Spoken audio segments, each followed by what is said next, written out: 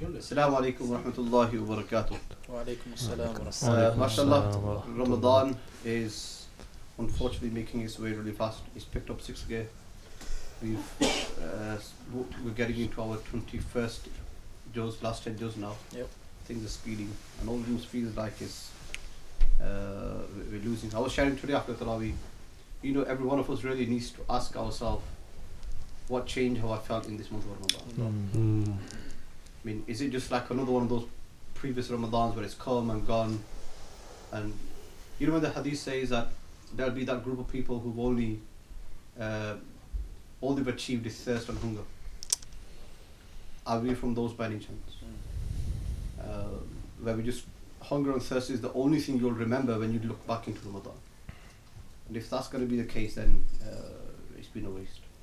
But somebody that has taken lots, and I'm sure buzzing and on an absolute spiritual high, is a new panelist from last year, mashallah, but he's here again this year. But the reason for his absence was because he was in Haramain al-Sharifain. Subhanallah. So mashallah, brother Molana Moeen has just returned from Umrah, I believe, yesterday.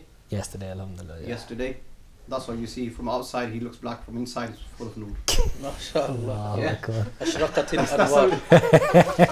That's only a costume, sorry. It's just a costume. Like I said, absolutely buzzing. At least he's had a memorable Ramadan, at least. The vibes are high.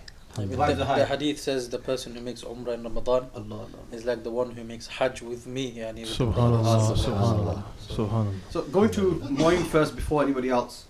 Let's hear from him of his experience. What's Ramadan like in Medina? Oh, do you know what? Ramadan with the Prophet Sallallahu Alaihi like Wasallam. literally with him, yeah? Honestly, you can't beat it. I mean, just sitting within the masajid in Masjid al-Nabawi, just literally only just sitting there not doing anything at all is a next level experience.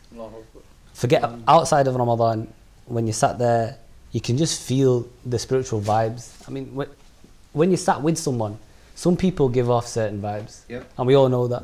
When you sat with certain spiritual individuals, you'll start to feel a bit of happiness. Now imagine sitting with the best of all creation. That kind of spiritual vibe, you can't top that. And in the month of Ramadan, in the time where you're already on a spiritual high, it's just next level. Noorun ala noor. It's befitting of the recitation yesterday. How busy is the masjid right now? At the moment, honestly, it's not too busy. So you can get in there, you can sit down. Would you be able to get to the best part? The first courtyard. You know where the first umbrellas are? Can you inside? Inside, yeah. I don't think we'll be able to. To be fair, I opened my fast there once. Only once. Out of the 5 days I was there, I opened my fast there once. So alhamdulillah, we got there. But the rest of them was, it depended on the time that you were going in. If you went at the right time, you could get there. But if you went a bit late, by right time I mean an hour early. Okay, so just after Asr you've got to be there. Just after Asr. Best time to sit there is from Asr. If you're there at Asr time, you sit there until Maghrib, you're buzzing. Yeah, see, when me and Hafiz Ozair went last year, we were closer to the final Ashra. It's the final 10 days.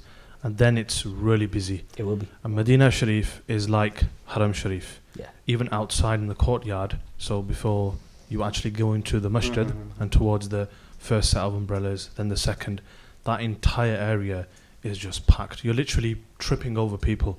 Allah. So if you're not there for, I say, any time before 4:30, you will not get a chance in the first set of umbrellas where you can see the Gummad al-Khazra, and that's where you want to be realistically. So if you're not there before 4:30, then you will be towards the back. But subhanallah, I know exactly how you're feeling because last year you've got to have a solid bladder they as well. say when you come back in it, there's sort of a spiritual depression in the sense that 100%. you've left the source of all spirituality to come to these brown and dark lands, brown mud everywhere instead of the golden sands of Medina. So are you feeling that now? Or yeah, 100%. You can see me right now, bro. Might be looking like I'm smiling on the outside, but inside, honestly, you can just feel it slowly fading away. And that's why we need to just go as much as we can. Bring back all of the, let's call it spiritual energy And then give back to the community. Give it back to the community and go back again. Subhanallah. Okay, Haram, Makkah, what's that like? Oh, that was extremely busy. Getting in there, getting out, even just being there was very difficult. I mean, at the moment, I think they said there's 4 million people. Wow. 4 million people that have gone on Umrah. There's a really cool time lapse that Haramain have released. I don't know if you've seen I've seen that. Time lapse, and you can see how packed it gets for them. It was busy. You shouldn't watch that time. There was only one day when I sat within the Haram. In the Mataf? In the Mataf. For Asr. I got there. There was enough time for me to stay there until Maghrib and open my iftar. Are they letting normal non-Mu'tamirs into there? No. Have to be in Ihram to get into the I think that's going to remain now for a very long time. There was a few individuals that did make it past that were there. I've seen a video of people jumping over the barriers. Yeah. Just after namaz. Have you seen that? There's some crazy people there. I seen that firsthand. There was people that were walking past, but they've got so many checkpoints that it's almost impossible to get through. But there are a few individuals that actually make it, that end up staying there. Like I know I've seen a brother there wearing literally a black thobe. Yeah, you can spot them on the camera. You can see everyone's white. The whole thing's white. They're all, there's one guy with a black jumper. There's always. Have you noticed how in Mecca it's a proper hustle bustle? It is. One man for himself. There's pushing, shoving, and you're really rushing. And there's obviously, I think the people of Mecca in general are tough. It's their temperament.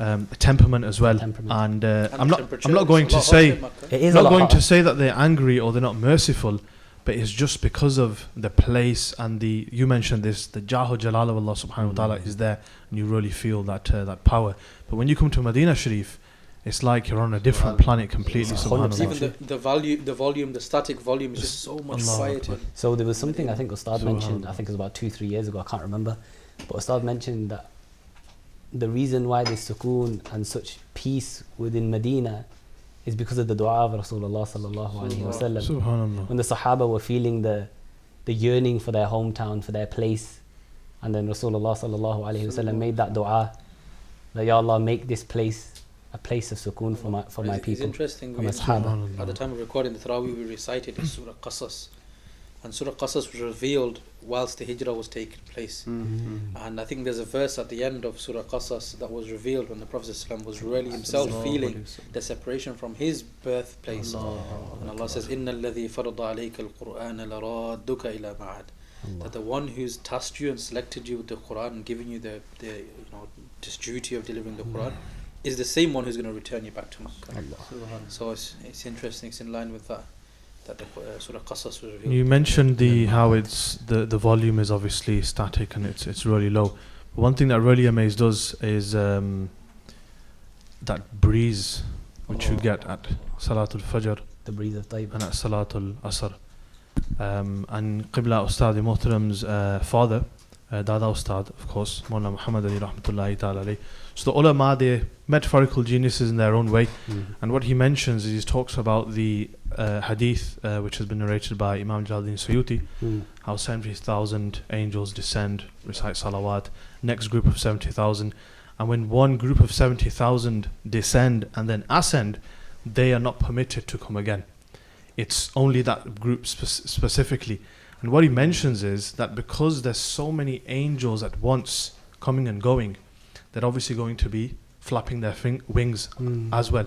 So he says that breeze actually is the wings when they take off. That's the breeze. And I just thought that was... How do you think of these Another things? thing that you can notice the difference is, due to the current expansion in Makkah especially, there's a lot of dust, ghubar, the roads are not as clean as compared to when you get onto the tiles itself. Whereas in Medina Sharif, almost every road is spotless. I remember myself when my shoes got robbed. So I had to walk it anyway barefooted, and there wasn't brownness on the bottom of my foot. Whereas in Makkah, the same thing happened to my brother who's with me, and he's getting all dirty. The attention that they give to the cleanliness, wallahi, me and Hafiz Ozair witnessed this, is the marker of the Mus'haf, the golden marker. There's someone cleaning that as well. There is. And the places which you cannot even imagine or think of cleaning, you've cleaned the top part and you've left the bottom thinking, Chalo khair, it's one of them ones. But they're actually going to that extra mile and beyond, knowing that this is the place and the home and the resting place of Rasulullah sallallahu alaihi wasallam. The attention given to the cleaning itself, you just mentioned, it's when you see it is if you really want to see the cleaning task go to the masjid after Fajr. After Ishraq is when the proper deep cleans begins. Yeah. So me and Adnan, we were there. Went for Jaratul Baqi, did ziyarah, came back. Walid Sahab, Dad wanted to go home, so he went. So we sat in the masjid for about a good hour, maybe an hour and a half. After Ishraq, that's when the deep clean started. Allahu Akbar. Less people. And you see the detail they go into. They're gonna rinse everything, and all of it is what in preparation for the Hujjaj that are coming. Allah. These are guests. They honor you like a guest, regardless of your background or who you are or wherever you've come from. You're a guest of the Prophet sallallahu alaihi wasallam. I remember I overheard a conversation after Fajr. Yeah. Oh, the brief. Yeah, the briefing. The briefing. After Fajr, you know those that supply the Zamzam, and then you got a team that does the Qur'ans around the pillars. Then you got those that just do the walk around, and so they're having a debrief with their manager, and the manager's telling them that if anybody speaks rudely to you, you still have to be nice, because he's a guest of the Prophet sallallahu alaihi wasallam. Subhanallah. You honor him. If somebody gives you money, fine, but don't look around, don't wait for him. If it's given to you, then it's a gift from the Prophet sallallahu alaihi wasallam for your hard work. The tarbiyah element that he was giving, absolutely amazing. And they're really drilling deep into them. Look, you are honouring the guests of the Prophet sallallahu alaihi wasallam. There should not be any shortcomings at all. It was amazing, really, to see that happen in Masjid Nabawi. Khair, I think we're going to make a mental hijrah now from that sukoon Allah. of Medina Munawwara to the topic at hand. I could just picture which it. I could is just, from the stresses of this world and this context. So now. from in the previous podcast, we were talking about the stress at work. Yes. And the difficulties we find in work life in terms of maintaining your salah, maintaining your wudu. Hamad Bhai, president, was here from MCM. He was highlighting the importance of work experience. He also touched on the interview stage, having enough credibility. You have to bring value to the company that you're applying for, and only then they're going to take you on. I wanted to broaden that further. On my right hand side, you got Molana Moeen. He's had extensive experience working in the pharmaceutical industry.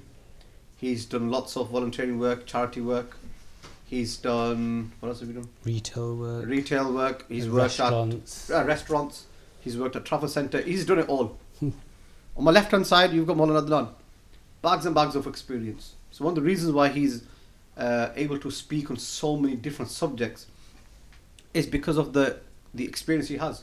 So he's worked at YSG, which was football training, because he is a qualified FA coach. He may not look like it with that green thing on, but he's a qualified FA coach. Then he also, currently he's working with the GMP. Then he has, for example, before that, where else have you worked? Medical, NHS. NHS, he's worked in Retail NHS, as well. retail, he's worked in HSBC. Ji. You name it, done it all.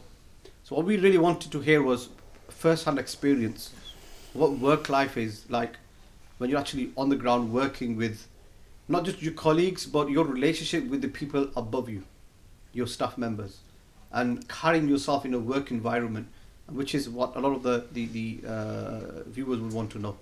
So start with Adnan Bhai first. So Bismillah ar-Rahman ar-Rahim. First and foremost, we mentioned this with Hamad Bhai yesterday as well, off camera, is it's all about your approach. Because some youngsters, some Muslims go into a workplace with this kind of mentality that there's going to be racism here. And you're almost putting yourself in like a target. You're putting yourself as a target out there. So already you're kind of vulnerable to the environment, the atmosphere you're going to go in, and you're not really going to fit in. But really, if the focus should be that I don't need them, they need me. Because I'm going to, I have qualifications. I'm an asset. I have skills. So when you go into a workplace for the first time with this approach, that's really helpful, and it kind of mentally stimulates you as well. The other thing which Hafiz has mentioned is relationships with your colleagues. With whether it's an individual basis, you're working in administration, you're a receptionist, it's not really teamwork, it's more kind of individually greeting people, marking them in, and so on. But when it's a team effort, I think this is where you have to really kind of build your reputation and recognition as a Muslim within the workplace. And the best way to do this, for me at least, is through kindness. Just have a smile on your face, be professional, look good, be presentable. If you've got a beard, that's fine. You don't have to walk in all kind of crazy Sufi style. Fix your beard, use some beard oil, beard balm. Look presentable, look nice, and be proud of your identification and of the Sunnah of Rasulullah sallallahu alaihi wasallam. So kindness, smile, professional, be presentable, but make an active effort with your colleagues. How was your weekend and what are you working on today? With managers alike. I think this is how one starts, and slowly, inshallah, when you continue, before you know it, you've got a very good relationship with colleagues and managers alike. It sort of links to similar to how we treat our neighbours. So they're your neighbours in the workplace. Definitely. I think there was a saying in Arabic, they say, Al-jar qabla ad-dar. I've heard of this phrase. Yep. So the neighbours before your own. So Mm. definitely. And another hadith comes to mind, how you said, trying to be kind with them. Al-mu'minu ma'lafun. وَلَا خَيْرَ فِي مَنْ لَا يَأْلَفُ وَلَا يُؤْلَفُ. Hadith. So the believer, he's like a box of compassion, like a treasury of compassion. And there's no khair in the one who doesn't give passion or doesn't receive passion or compassion. Sorry. So definitely, it's from the qualities of a believer to be like that. Anyway, regardless of who you come across, always sort of having your heart on your sleeve. Anyway, and at the end of the day, in those positions, you're sort of an ambassador of the religion, aren't you? Definitely. You're representing the religion 100%. more than anything. So yeah, Hazrat, from yourself. I'm going to ask Moeen the first question.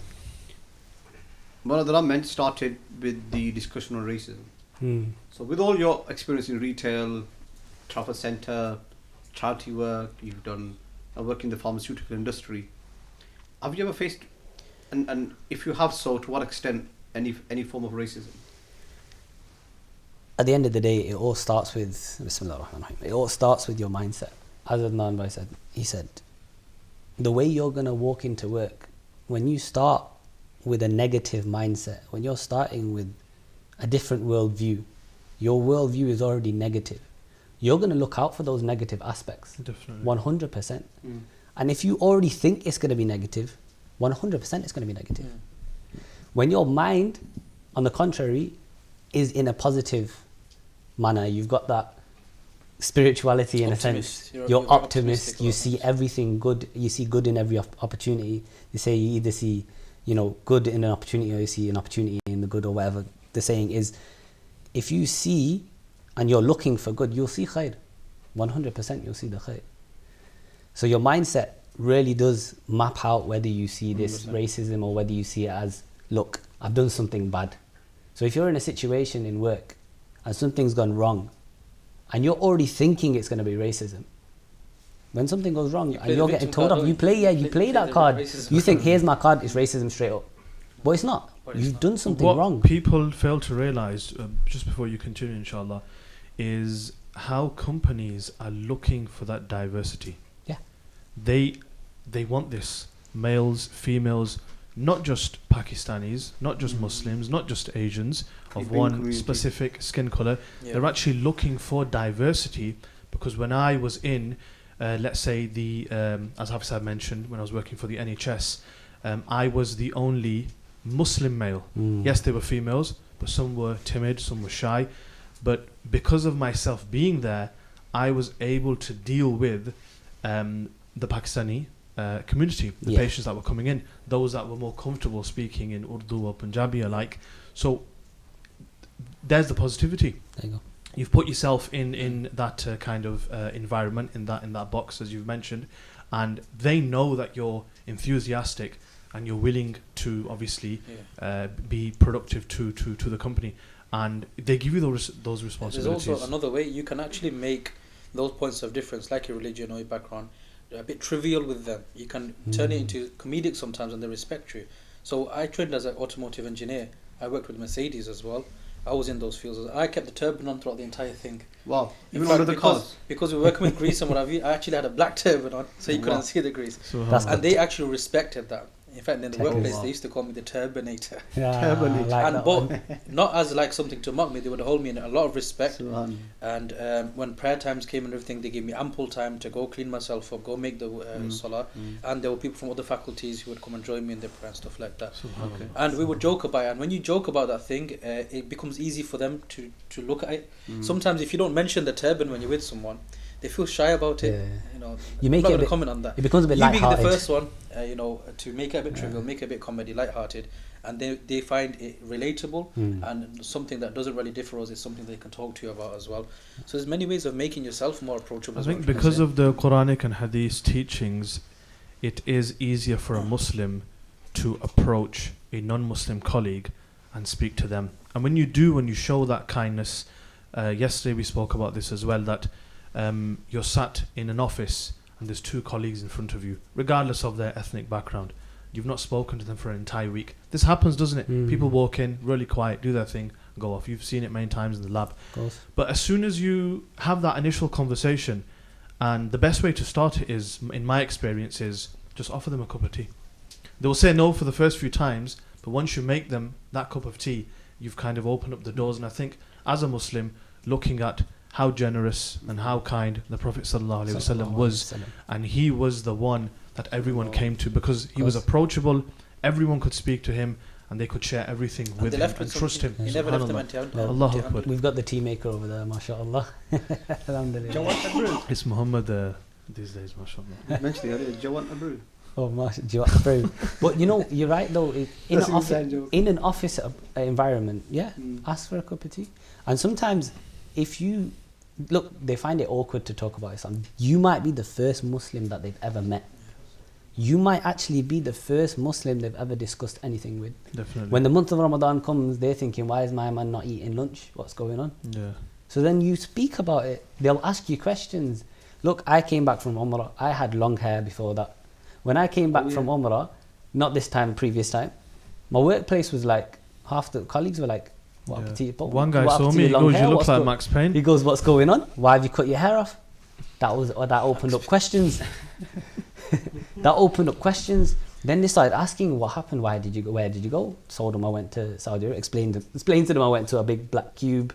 Started walking around it in circles. I explained it to them in a way that they'd understand. Did a few rituals, this, that, the other. Then afterwards, didn't have to cut my hair.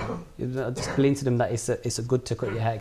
And they started asking questions. By these things, they're very intrigued. They used to ask me why you wear the ring, and it becomes a talking It does. for you to create a relation. There's another issue I wanted to ask about in the workplace that I definitely saw. What happens is when there's another Muslim, we become friends with them and we sort of segregate ourselves from the others. Have you ever seen that in the workplace where perhaps maybe the Pakistani speak to the Pakistani too much now? I think that's a negative thing. What do you think? This is definitely a negative thing, and Culture. I see this a lot in, especially in workplaces where the office environment is large. There's a big room, and there's a lot of people working in that room. And what usually happens is as you've mentioned, the Pakistani lads or even the females, they just stick together. So they go on lunch together, they'll have their breaks together, they'll sit together and work, they'll come in together and they'll leave as well. And I think by doing that, you're already putting yourself in that kind of target, and people just, you know, they have a term for it in English, it's called othering. So you've already made yourself the others.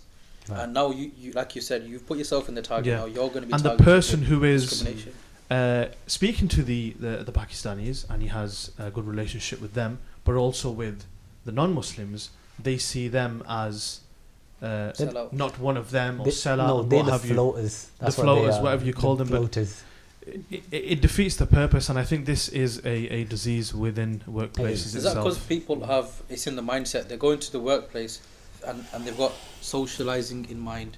So is that the case as a Muslim? You know, should we have those things in mind? Is not the Muslim one the one who goes and focused? You know, he's focused in what he wants to do, and he has itqan and perfection. I think you also have to consider what the social norm is in the environment that you're working in. If you know it's a normal practice that when you get off the call, you go grab a tea, you go have a snack. Whilst you're going, ask somebody en route, do you want a tea as well? Would you like a snack? Can I grab you something? It shows that compassion, the human side of you, and which generally speaking, in the non-Muslim community isn't really addressed, or neither is it promoted. Whereas in our cultures, we see if you're going, I know if you're going to go make tea, you go around asking everybody, does anybody else want tea? Yeah, and then you're going to go. That becomes normal, that's habitual, because we've inherited that from our tradition. Yeah, we have. When they see that, they ask, look, what's caused you to be like this? Why are you being so kind? Where did you learn it from? And that's, like you said, it's just an opportunity for them to ask and for you to open up and then start to describe the religion. This actually, Allah alludes to this in Surah to Al Imran, isn't it? That when giving da'wah to the non-believers, Allah specifically mentions the people of the book, that you call them to a common word. So whether that's So whether that's a common tradition or whatever it is, a common habit we have, that is the starting point for your da'wah. That could actually inevitably, and I'm sure we can all draw on cases where something so trivial led to a person actually accepting Islam. Definitely. So it's not just about accepting Islam. Even let's say somebody like Moeen was saying, that you come across people that have probably never met a Muslim in their life. So especially when I'm traveling, for example, so I've travelled quite a bit in this year to Haramain. So every time I sit on the airplane, start a convo straight away. Yeah. Rather than sitting there for 5 hours without even looking at the person next to you, and he's not looked at you, and after 5 hours, only when it comes to, could you get my bag for me? And that's the only conversation you're going to have in that 5 hours. It defeats the purpose. I use the opportunity to open up. So it's like, what they say, breaking the ice. Yeah. Just do it. Just as simple as, how long is this journey? I'm usually asleep at that time. This is your first time? Is this your first time? Where are you coming from? Is this your transit? Where are you coming from? And slowly, they'll start to open up. And one experience I just had last time was, a woman sat next to me and she came from France. I'm starting to open up, but I don't want to touch, don't want to press any hard buttons at the moment. So started a slow convo. And then happened to be, she was a Muslim.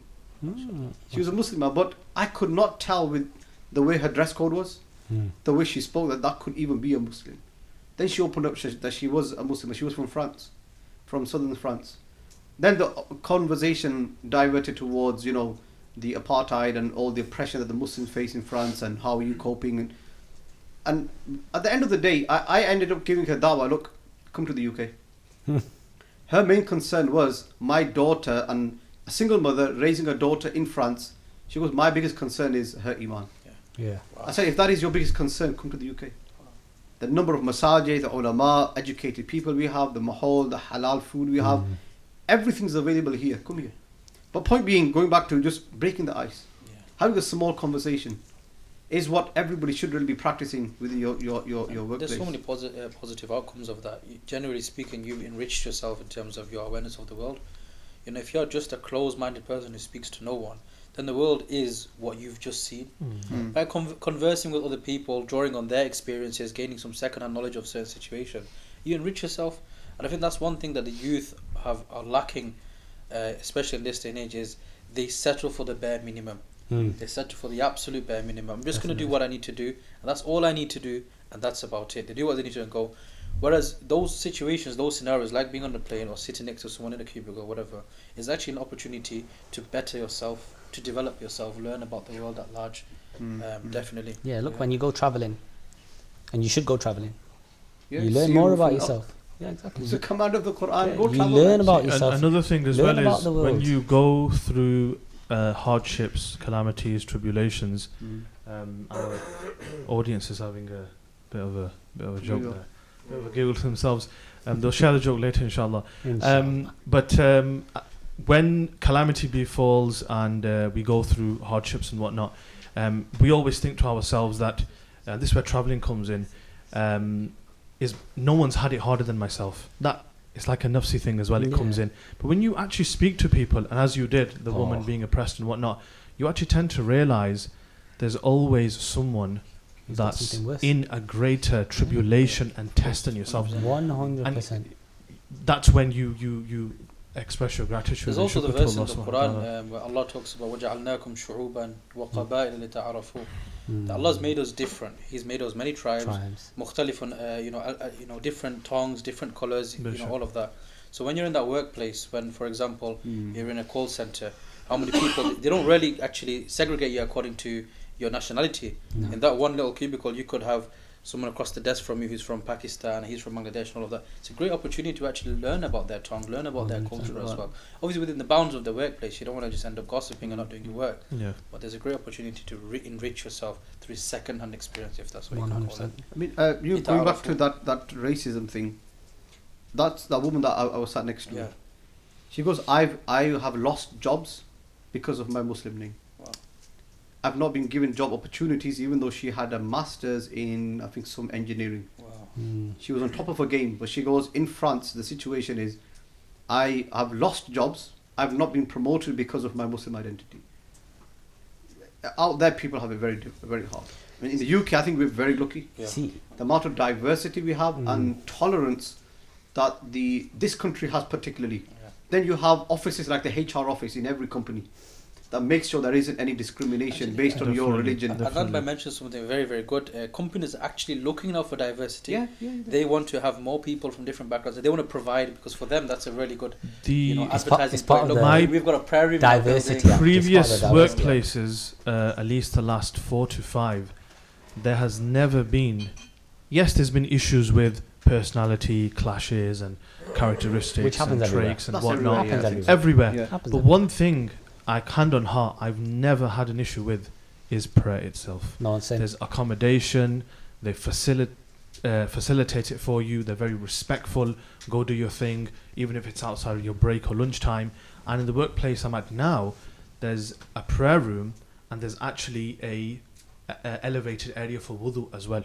So there are some places who go to that extreme, extra mile and beyond. As look, they in say. my workplace now, we've got a full-on prayer room. Yeah. Wow. They've put a sink in the prayer room. We don't have to go out to do our It's one of those wudu. wudu mate ones. Have you No, seen that? I wish it was one of That's those. really cool, that. But alhamdulillah, it's an actual sink where I can go at any time. They don't question me if I walk away. I'll walk away from my desk.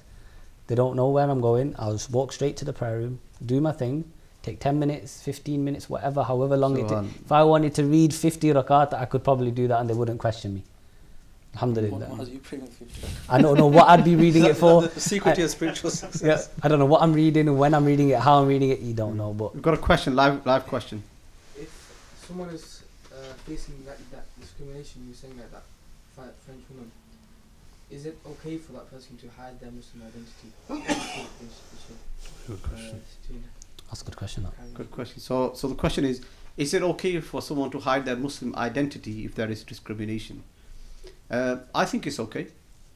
Okay, put yourself in the situation of that woman, a single woman raising a daughter, and her only source of income is that workplace she has. Now, if she has to hide her faith by maybe changing her name, just on the face value, I don't see anything wrong in that. Look, I was gonna say, Yeah. if your heart is full of iman, Yeah. that is the In most fact, important that's an instruction of the Prophet sallallahu alaihi wasallam. thing. Yeah, it is. See, when those companions that did not hide their iman and they were then martyred, the Prophet sallallahu alaihi wasallam, in some words, condemned their amal. Actually, had they concealed their iman just for the sake of relief from that one situation, getting out of that, but their heart was still full of iman, that's sufficient. That's what Allah is looking for.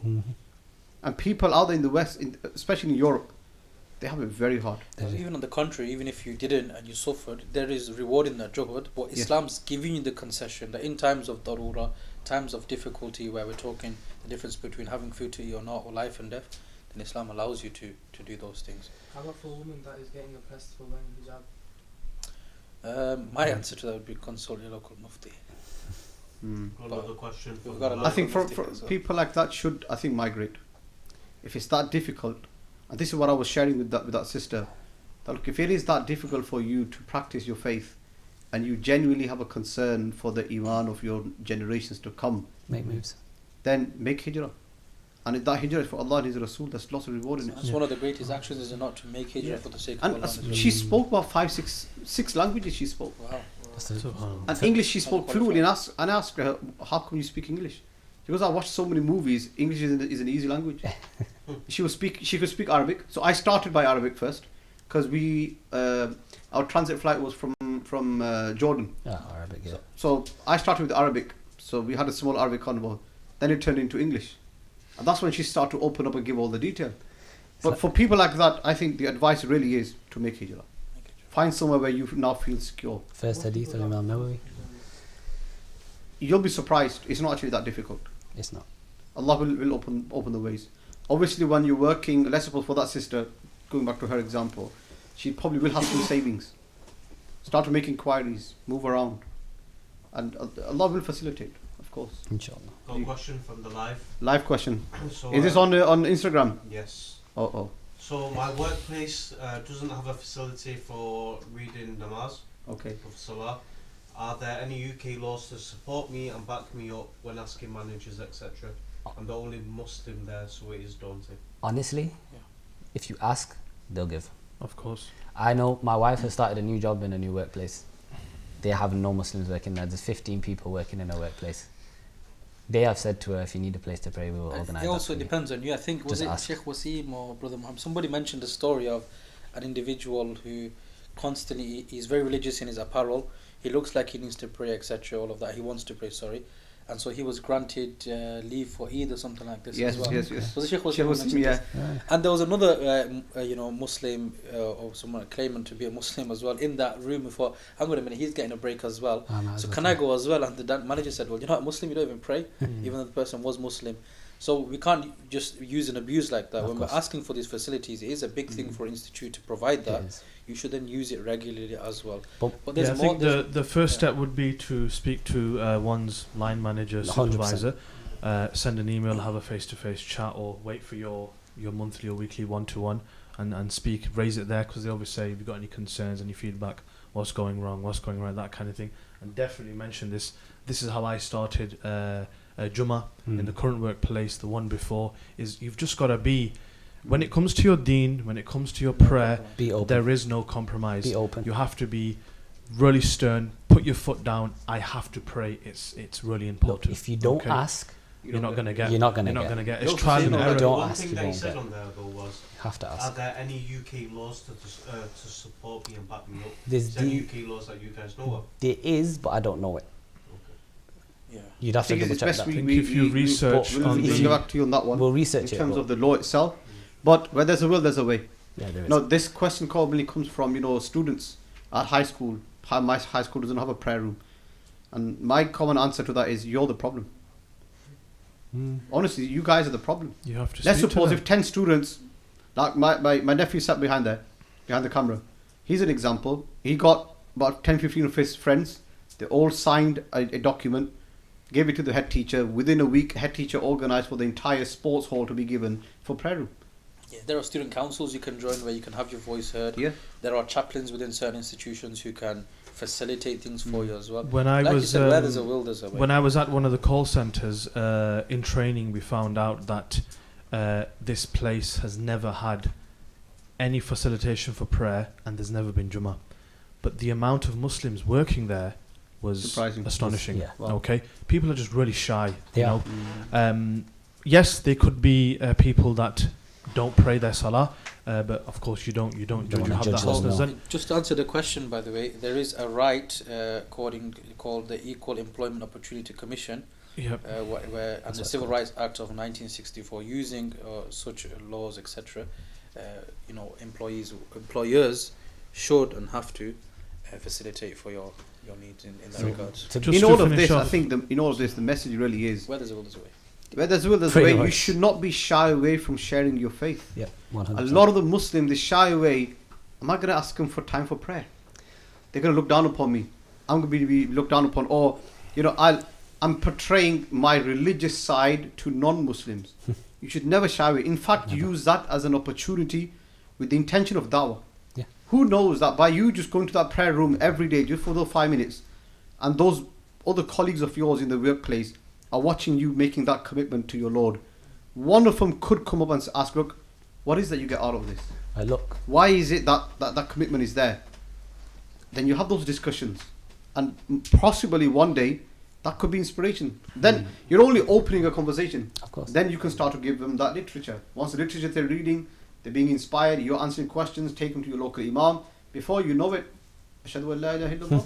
And there have been a number of cases, I'm sure you can draw on as an imam and myself, where that is the case, people through the workplace interaction Yeah. have actually come to found So look, Islam. At my workplace, they tend to give, instead of giving you a bonus, they say, okay, let's feed everyone.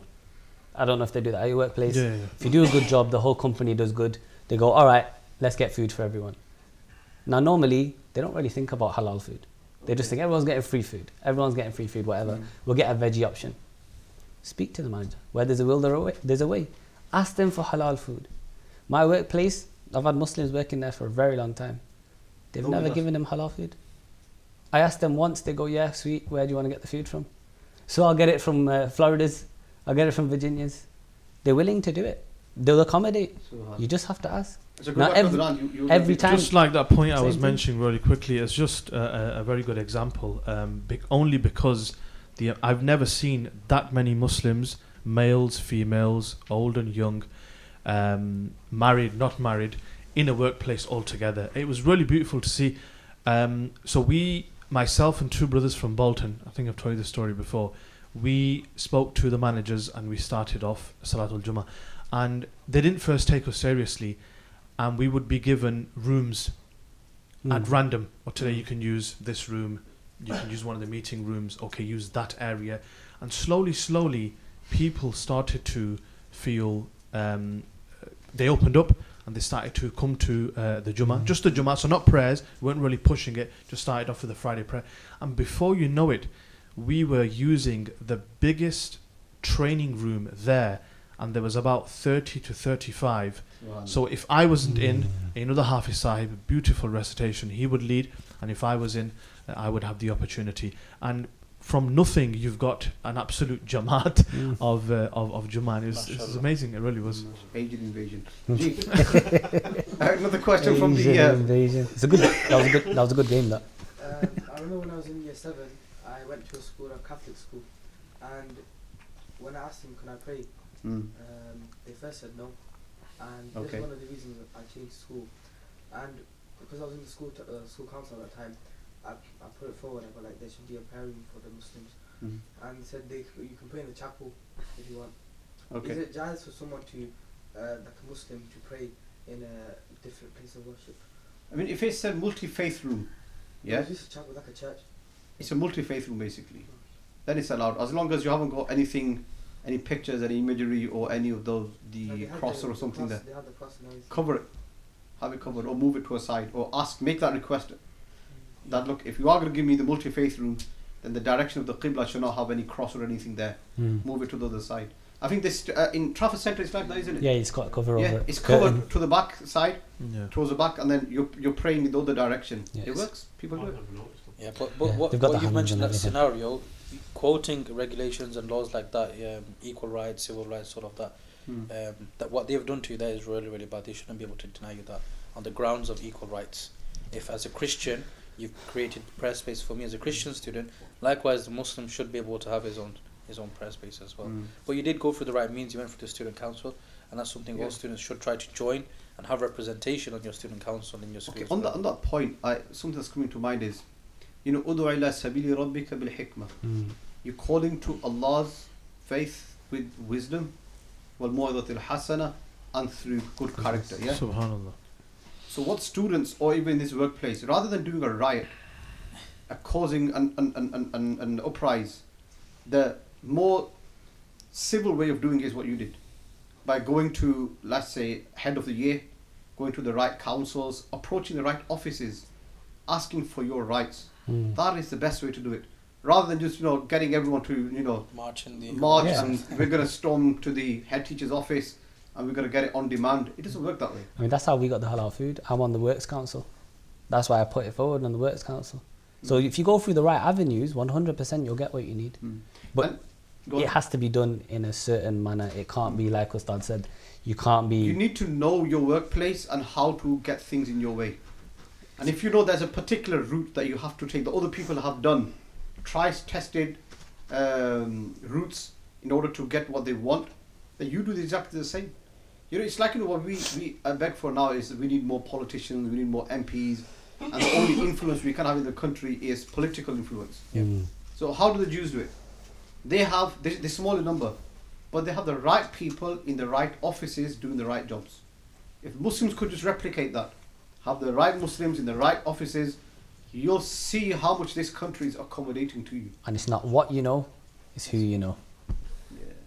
Jali, inshallah, jazakallah ahbab. We're going to cut it short only because, we've got quite a busy schedule now because we're coming to the last 10 days. We've got a lot to catch up on.